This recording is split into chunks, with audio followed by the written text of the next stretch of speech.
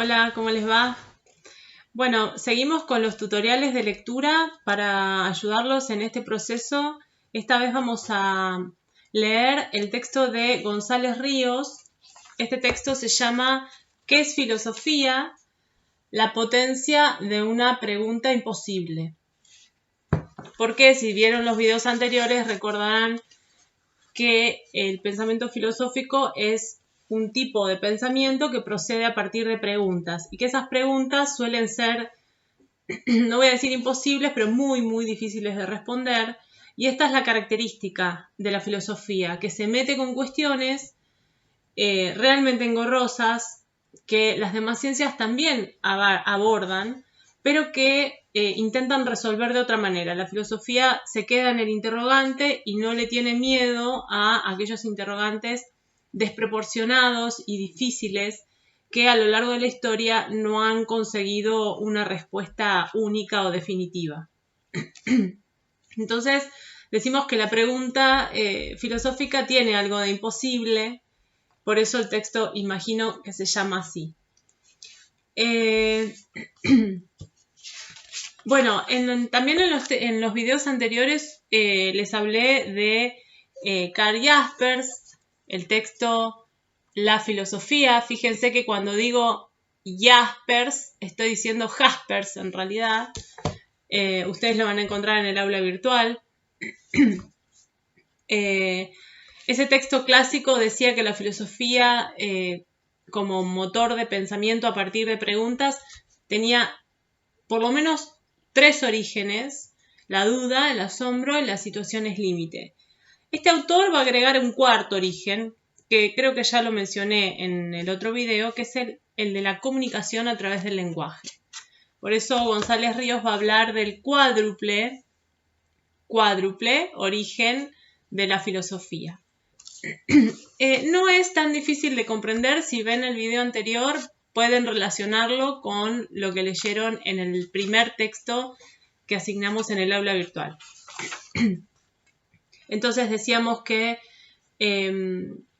la filosofía brota, la pregunta filosófica, esta pregunta enorme, gigantesca, que parece desproporcionada y que no tiene una fácil respuesta, brota, surge en algunas circunstancias de asombro, circunstancias de duda, circunstancias límite, y también en el diálogo o en el intercambio con el lenguaje o en el análisis del lenguaje también surgen interrogantes que nos mueven a filosofar, porque el lenguaje es bastante confuso y puede dar lugar a ocultar algunos sentidos para priorizar otros sentidos. Entonces, cuando el filósofo analiza las palabras, dialoga, inevitablemente se hace preguntas filosóficas. Por ejemplo, ¿por qué una palabra significa lo que significa y no otra cosa?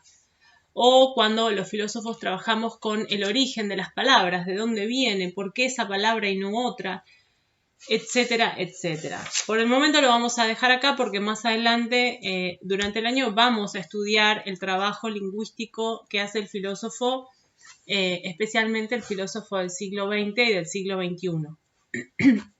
Por el momento nos vamos a quedar con esta idea de que en el ámbito del lenguaje, en el diálogo y en la tarea de comunicar y de comunicarnos, aparecen confusiones que generan interrogantes filosóficos también. Entonces, González Ríos va a hablar de 4 orígenes del pensamiento filosófico. Lo interesante de este texto que ustedes van a ver desde el inicio es que González Ríos caracteriza la filosofía como el pensamiento de lo impensado. Y vamos a detenernos un poco acá.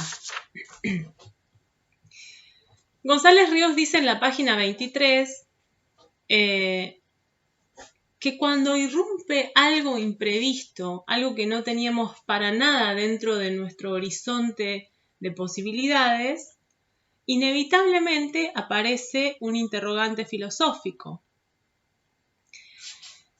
Especialmente porque los seres humanos tenemos esta tendencia y tenemos además la necesidad de establecer verdades, convenciones, conceptos, darlos por sentado para poder funcionar, porque si nos estuviésemos cuestionando todo el tiempo, sería muy difícil vivir, es la verdad. Sin embargo, cuando los seres humanos en sociedad, la cultura humana, establece esta base conceptual mediante la cual todo está más o menos en orden, las cosas son de una manera, me conformo con eso y puedo funcionar, los demás me comprenden cuando hablo, todos pensamos más o menos igual y de repente el mundo parece tener una estructura o un orden que es muy cómodo, es realmente cómodo porque, repito, estar cuestionándose todo el tiempo no es muy fácil ni es muy cómodo. Por eso decimos que la filosofía es incómoda. Entonces, todo esto que tenemos previsto, que ordena nuestra realidad, que nos permite funcionar, de repente se ve roto, quebrado, amenazado por algo, un acontecimiento, una palabra, una nueva forma de actuar, un fenómeno, ¿sí? No sabemos de dónde puede venir. Pero cuando aparece esto que resquebraja la realidad que tenemos tan ordenadita, constituida, la lustramos, la mantenemos siempre en el mismo lugar,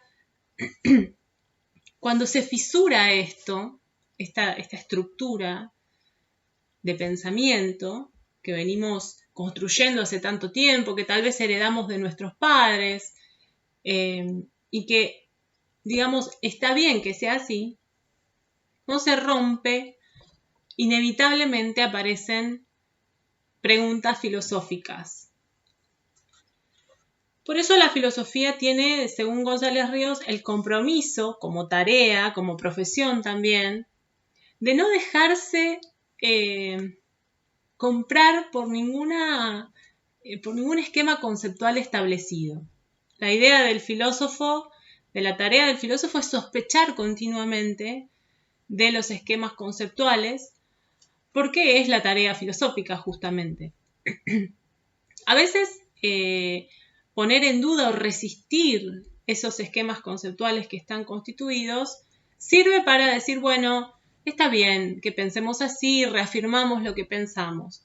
Y a veces sospechar de esos esquemas conceptuales que tenemos tan constituidos sirve para encontrar argumentos en contra y poder modificar esos esquemas conceptuales que están tan ordenados y tan constituidos. Entonces, de alguna forma, la filosofía tiene la tarea de no dejar o no dejarse domesticar por ningún esquema conceptual. Estar revisando continuamente el fundamento de lo que pensamos y por qué lo pensamos es la tarea propiamente filosófica. Es agotadora, no les voy a mentir, pero esa es una de las características principales del pensamiento filosófico.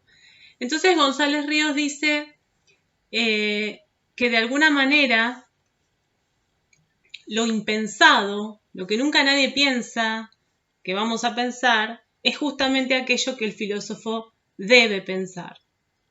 Esta idea aparece en la página 24. Otra característica que plantea González Ríos del pensamiento filosófico está relacionada con que esta resistencia de la filosofía a los esquemas establecidos, vamos a decir a los preconceptos, a los prejuicios, esta tarea siempre llega tarde. ¿Qué significa esto? Llega tarde porque primero se da el acontecimiento que rompe y después viene la reflexión. Digamos que si estamos en medio de un tornado tratando de salvar nuestras vidas, es un poco difícil sentarse a reflexionar. Sin embargo, cuando ese acontecimiento haya pasado, probablemente nos sentemos a pensar un montón de cosas. Doy el ejemplo del tornado porque una vez me pasó en Comodoro Rivadavia. Y realmente emergen de esas situaciones posteriormente interrogantes muy profundos, muy profundos. Piensen ustedes, cualquier situación límite que sacuda lo cotidiano para ustedes, o que haya sido de esa manera en algún momento de sus vidas, pueden pensar en el momento posterior, los días posteriores o los años posteriores, cómo el pensamiento empieza a revisar eso que sucedió y a querer darle un sentido. Entonces, reaparece en este texto la idea de situación límite, justamente por esto, porque la situación límite es una situación que no podemos modificar y de la que no podemos escapar. Entonces decíamos que González Ríos habla de que la filosofía es posterior. Esta reflexión filosófica siempre viene después de algún imprevisto que rompe nuestros esquemas, algo impensado, algo imprevisto, y cita a Hegel, que es un filósofo moderno, que escribió un libro en el siglo XVIII. Un libro que se llama Fundamentos de Filosofía del Derecho. Si no me equivoco, es del siglo XVIII. Y allí Hegel dice que la filosofía siempre llega tarde. Cuando ustedes lean este párrafo que está en la página 24 del libro, recuerden esto. ¿Llega tarde a qué? No sé si llega tarde, llega después. La reflexión filosófica llega después. Llega después de que algo haya roto, quebrado nuestras certezas, o que algo haya surgido en nuestro esquema de la realidad y haya tenido la suficiente fuerza como para poner en duda todo lo que considerábamos verdadero, seguro, haya inoculado alguna duda, algo que nos hace ruido en la mente. Entonces tenemos este párrafo que cita el autor, que se refiere a esta capacidad que tiene el pensamiento filosófico de reflexionar sobre lo impensado, pero de alguna manera siempre después. Luego retoma los conceptos que ya habíamos visto sobre los 3 orígenes más 1 de la filosofía: el asombro, la duda, las situaciones límites y esta vez la comunicación a través del lenguaje. Pero después, más adelante, comienza a hablar de algo en lo que por ahí me voy a detener un poco más, que es la definición o la caracterización de una pregunta filosófica para entender lo que es un problema filosófico. Aquí vuelve a hablar de la irrupción, esto es la página 29 del texto, la irrupción de lo imprevisto o lo impensado adquiere, dice, la forma de un problema. Nos vamos a preguntar algo, nos vamos a hacer alguna serie de preguntas después de que algo rompa nuestros esquemas, que nos desestabilice lo suficiente. Nos vamos a hacer una serie de preguntas que van a adquirir el carácter de problemáticas, es decir, preguntas que no tienen una única respuesta. Entonces, esas preguntas son las preguntas propiamente filosóficas y remarca el autor que no tienen una respuesta definitiva. De modo tal que el filósofo, siempre que comienza a estudiar alguna cuestión que surge de una pregunta, sabe de antemano que es altamente probable que nunca encuentre la respuesta. Esto tenemos que saberlo. Hay que ser lo suficientemente curioso, la pregunta tiene que tener un poder muy grande como para mover mi mente y tengo que estar dispuesto a hacer esa búsqueda porque puede ser una búsqueda interminable, no les voy a mentir. Si bien a lo largo de la historia muchos filósofos intentaron responder interrogantes filosóficos, y muchos aportaron excelentes respuestas posibles para esas preguntas. No conozco hasta ahora ninguna teoría que haya eliminado una pregunta por completo.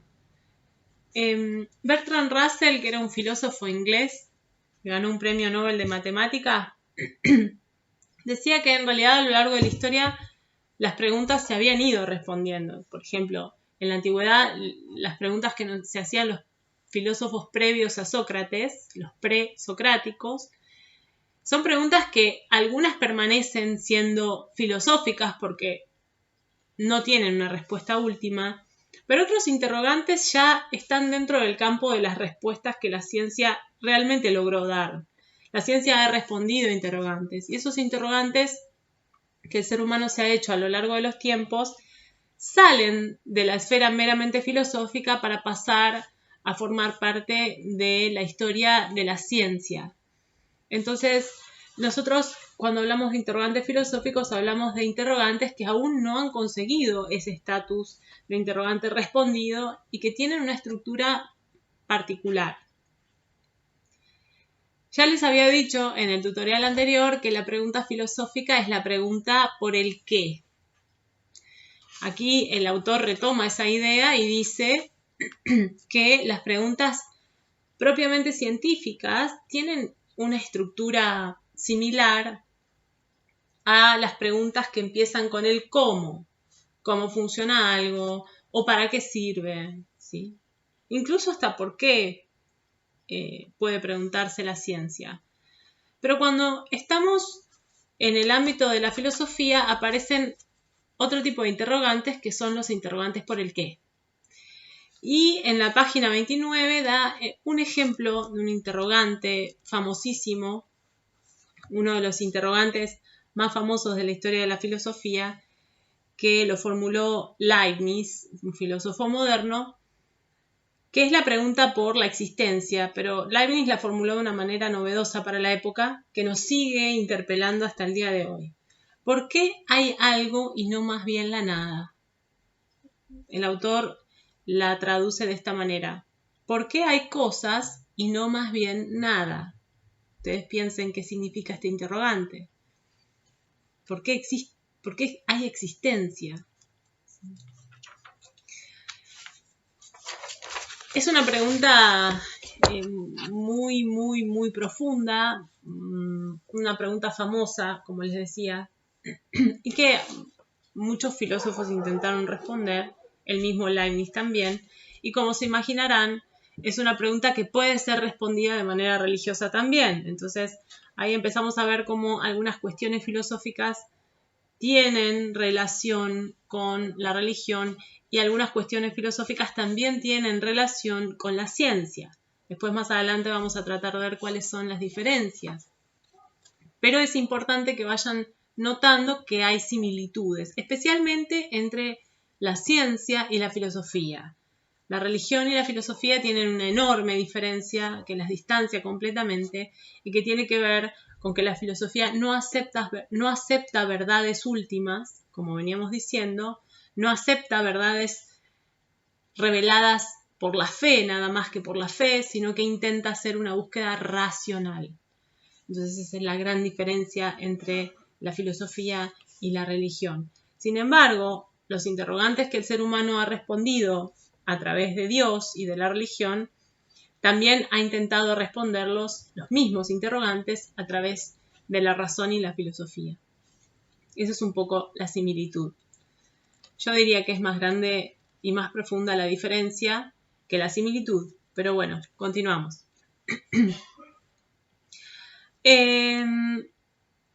Luego aparece la idea de que las respuestas filosóficas van variando con el tiempo. Yo les había dicho también que con las diferentes épocas los interrogantes permanecen, pero los filósofos responden de diferente manera esos mismos interrogantes.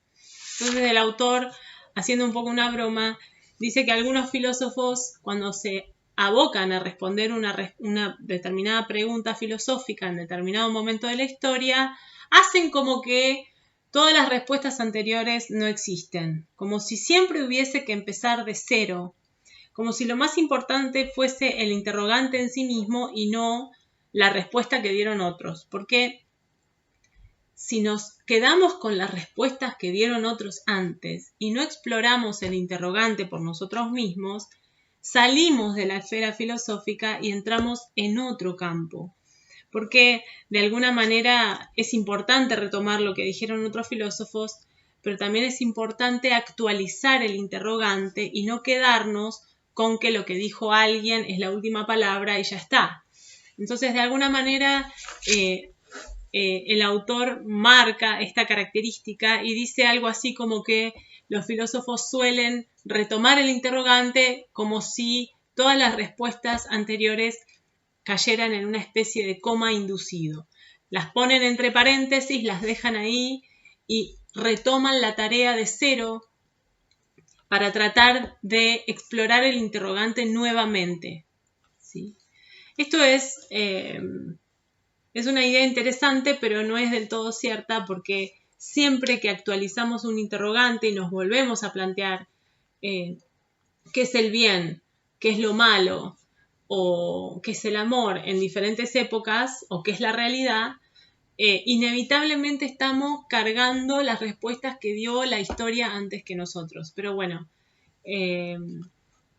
la idea es no dejarse influenciar al punto de que no exploremos de nuevo los mismos interrogantes. Hay que seguir explorando los mismos interrogantes.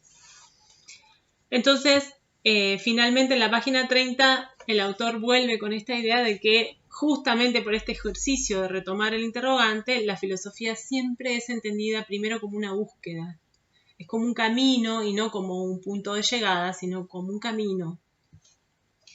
Un camino hacia la sabiduría, como decíamos en el tutorial anterior. Finalmente, a partir de la página 30, el autor habla de un problema filosófico, y creo que esto yo lo había anunciado también en la presentación de la materia. Y dice algo así como lo siguiente. Puede afirmarse que los problemas son acontecimientos que han adquirido una cierta forma sobre la que puede operar el pensar. Sobre la que puede operar el pensar. ¿Qué significa esto? Un problema es un interrogante filosófico, yo siempre digo que no es uno solo, son varios juntos, que ha adquirido una fuerza a través de los siglos, o que tiene de repente una fuerza tan grande debido a que surge a partir de lo impensado justamente, que nos permite pensar en él. A veces las preguntas tibias, las preguntas aisladas, momentáneas, no nos sirven para pensar realmente filosóficamente. Necesitamos una base más amplia. Necesitamos algo más contundente. Entonces podríamos decir que los problemas son preguntas contundentes, que se han establecido a lo largo de los siglos, que se han retomado a lo largo de las diferentes épocas de la filosofía y que se presentan nuevamente y cada vez de nueva manera, pero el interrogante es el mismo.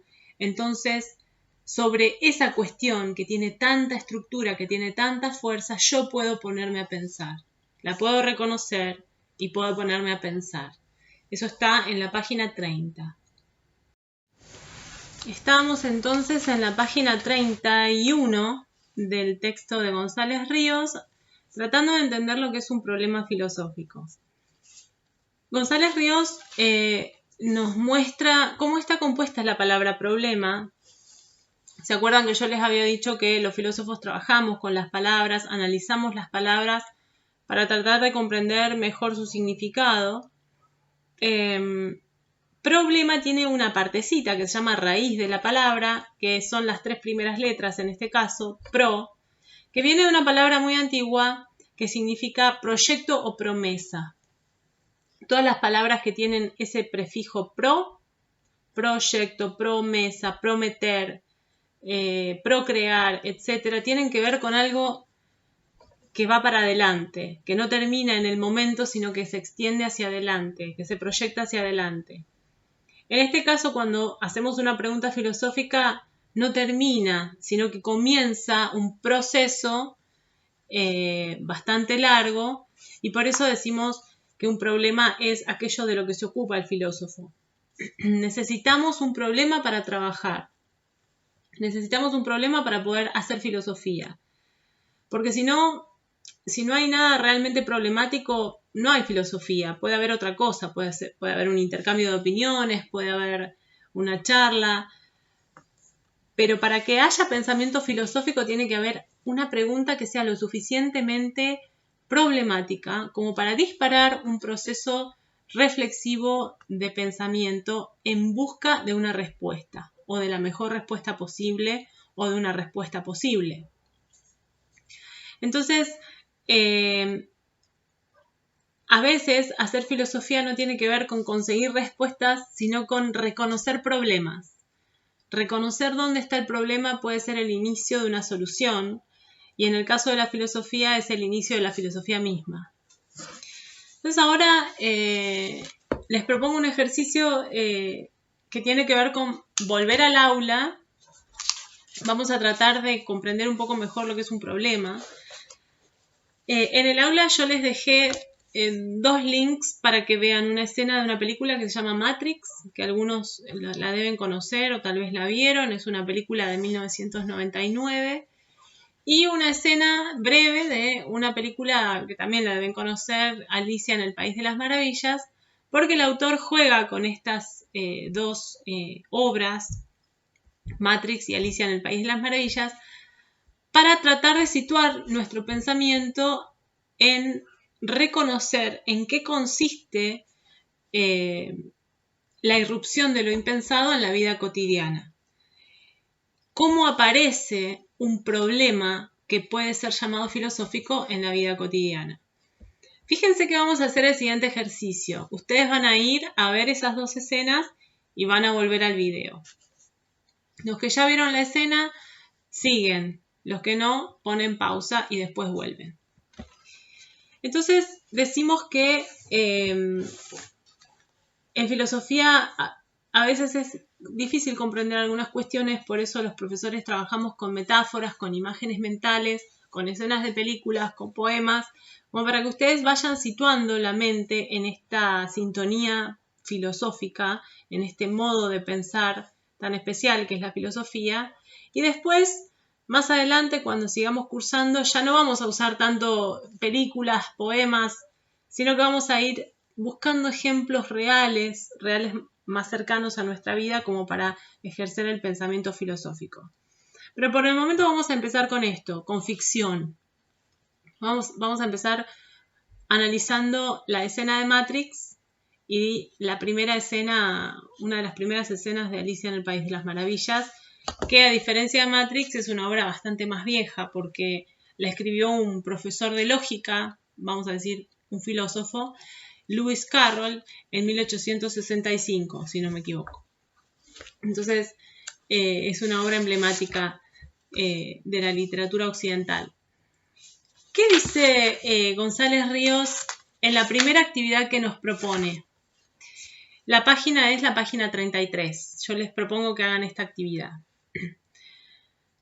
Primero aparece un fragmento de Alicia en el País de las Maravillas que corresponde a la escena que ustedes acaban de ver. Y luego aparece un fragmento más adelante, en la página 34, de Matrix, que también se corresponde con la escena que ustedes acaban de ver. ¿Qué es lo que estamos buscando acá? Tratar de reconocer en la ficción esos momentos en los cuales lo impensado irrumpe y me muestra que aquello que yo tenía por certero, por verdadero, por previsto, no lo es tanto. En el caso de Alicia, esa tranquilidad, ese orden en la percepción del mundo de Alicia se altera cuando ella ve un conejo con un reloj y un chaleco entrando a una madriguera.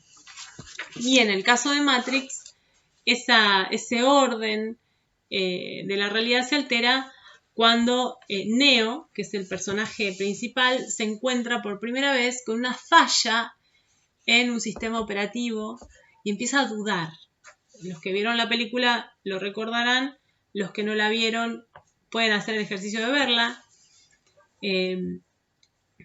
Frente a esta duda, Neo se mueve para buscar a qué se debe esta falla. Neo es un hacker, hasta que alguien lo viene a buscar y se encuentra con Morfeo, que le muestra que esa astilla que él tenía en la mente, esto es lo que dice en el fragmento, esa astilla, esa falla que él percibe pero que no puede explicar, se debe a algo que él le puede mostrar, pero para eso tiene que tomar la decisión de conocer la verdad o quedarse con lo que ella conoce. Por supuesto, Neo toma la pastilla que corresponde a conocer la verdad, de la cual no hay vuelta atrás, porque si no, no habría película. Así que la primera actividad, o una de las primeras actividades, corresponde, la primera actividad de la página 33, hacer un análisis de estos dos fragmentos y pensarlos en relación a las características del pensamiento filosófico. Entonces, la primera actividad que quiero que intenten en sus casas es, en la página 34, señalar qué papel juegan el tedio y el aburrimiento, así como el asombro y la duda, en el fragmento de Alicia en el País de las Maravillas. En la historia original, Alicia está dormida, está durmiendo la siesta en el río, está aburrida. Y frente a ese aburrimiento, de repente, o ese aburrimiento lo rompe el conejo que aparece y le dice que llega tarde a una fiesta, etc. Entonces, digamos que la escena de Alicia comienza con Alicia durmiendo, quedándose dormida, muy aburrida, leyendo un libro aburrido, y de repente irrumpe el conejo. A partir de ahí se desata la historia. Pueden pensar también situaciones en las cuales a ustedes mismos el aburrimiento los ha llevado a ver cosas nuevas o a romper un poco los esquemas que tenían de su propia realidad. En la actividad número 2 dice, a partir de esto puede sugerirse que tanto el docente como los alumnos presenten situaciones personales de tedio, aburrimiento, asombro o duda que hayan permitido emprender un camino de pensamiento. Bueno, esto es lo que yo les estaba diciendo recién. En mi caso, por ejemplo, creo que la escuela, cuando terminé la escuela secundaria, estaba tan aburrida que lo único que podía pensar era en estudiar en la universidad. Espero que ustedes estén en la misma situación. Tenía mucha necesidad de conocer cosas nuevas. En mi caso me mudé a una ciudad nueva, lo cual contribuyó bastante a que se rompan todos mis esquemas. Pero en general, cuando uno termina la escuela secundaria y empieza la universidad, se rompen muchos esquemas. Por eso solemos comparar esa experiencia con el comienzo de un pensamiento de tipo filosófico también. Así que ese es el ejemplo que se me ocurre a mí. Ustedes pueden pensar otros ejemplos. En la actividad número 3, el profesor González Ríos les propone que piensen no en el aburrimiento, sino en situaciones límite que hayan generado un proceso de pensamiento posterior. Como decíamos antes, siempre aparece primero lo que irrumpe y después viene el pensamiento filosófico, ¿no? Bueno, ¿a partir de qué situaciones límites, situaciones que no podían modificar, situaciones inesperadas, situaciones que los pusieron o las pusieron frente a aquello inevitable que no dependía para nada de su voluntad? Creo que estamos atravesando una situación similar, todos juntos. ¿A partir de qué situaciones ustedes reflexionaron después de manera filosófica? A mí se me ocurre pensar en lo que está sucediendo ahora. O en situaciones en las que he estado, por ejemplo, enferma y pensé que nunca me iba a curar. Y después, posteriormente, apareció el pensamiento y me hice muchísimas preguntas y modifiqué muchos patrones de comportamiento también. Por eso decimos que la reflexión filosófica viene después.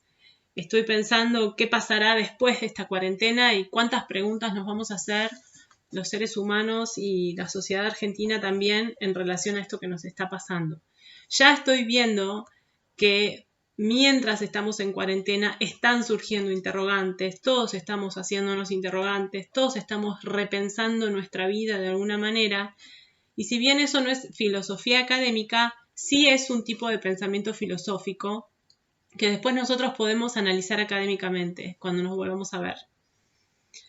Y en la actividad número 4, que también está en la página 34, el autor nos propone comparar la escena de Matrix con la escena de Alicia en el País de las Maravillas. ¿Qué tienen en común estas dos escenas? Porque vean, la idea de que el ser humano está cómodo durante un tiempo con sus esquemas mentales, conceptuales, filosóficos, hasta que algo lo rompe, es una idea que viene desde hace mucho tiempo, nos acompaña. Todos los pensadores que yo en este momento puedo recordar han planteado esta cuestión de diferentes maneras, pero siempre la misma cuestión. ¿Qué pasa cuando la realidad se rompe? Cuando mi esquema para interpretar la realidad se rompe o se ve amenazado por un acontecimiento completamente novedoso o impensado. Bueno, diferentes filósofos han abordado esta cuestión, lo vamos a ver más adelante, pero también esta cuestión ha aparecido en la literatura y ha aparecido en el arte. Entonces estamos abordando desde un punto de vista literario, apelando a obras artísticas como puede ser una película o una novela, estamos abordando en realidad un interrogante filosófico. Entonces, piensen qué aspectos en común tienen estas dos escenas y si han visto las películas pueden aventurarse a comparar no solamente las dos escenas, sino las dos películas. Estoy segura que conocen la historia de Alicia en el País de las Maravillas y estoy segura que muchos de ustedes han oído mencionar la película Matrix en algún momento. Yo les voy a pedir que hagan solo la actividad 1, que la actividad 2 no la realicen porque involucra otra película que no vamos a poder ver. Así que mientras ustedes siguen leyendo y ven los tutoriales, espero que en los foros me dejen algún comentario, alguna pregunta o alguna consulta que necesiten hacer mientras van leyendo. No se olviden que los profesores que estamos de este lado, aunque no nos puedan ver, pueden escribirnos y nosotros vamos a responder, no inmediatamente porque son muchos, pero en 2-3 días pueden recibir una respuesta tranquilamente. Así que les propongo que lean y que hagan la actividad y también les propongo que piensen qué otras películas, qué otras novelas o qué otras historias que ustedes conocen tienen relación con estas otras dos. Otras películas en las que se muestre cómo el ser humano reacciona frente a lo impensado y cómo la estructura de la realidad puede cambiar cuando lo imprevisto rompe todos nuestros esquemas. Así que hasta ahora es todo lo que tengo para ustedes. Nos vemos la próxima y espero sus consultas a través del aula virtual.